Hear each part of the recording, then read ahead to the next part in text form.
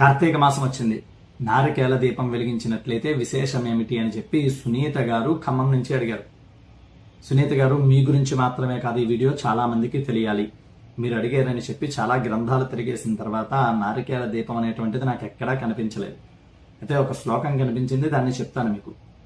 తర్వాత ఒక వీడియో చూశాను. దానిలో చాగంటి కోటేశ్వరరావు గారి ఫోటో పెట్టారు. పక్కన తమ్నేల్ ఏం రాశారంటే, రాజభోగాలు అనుభవించాలి అన్న, ధన వృద్ధి కావాలి అన్న, అప్పులు తీరాలి అన్న, ఆకర్షణ కలగాలి అన్న నారికేల దీపాన్ని వెలిగించండి అని చెప్పి చాగంటి కోటేశ్వరరావు గారు చెబుతున్నట్టుగా ఒక తమ్నేల్. లోపలికి వెళ్తే అసలు ఏమీ లేదు. ఒక లేడీ చేసినటువంటి వీడియో ఇది. శాస్త్ర ప్రకారం ఎక్కడా కూడా కొబ్బరి చిప్పలో దీపం వెలిగించమని లేదు. అటువంటి పూజాక్రతువే ఎక్కడా లేదు. కార్తీక మాసంలో అస్సలు లేదు.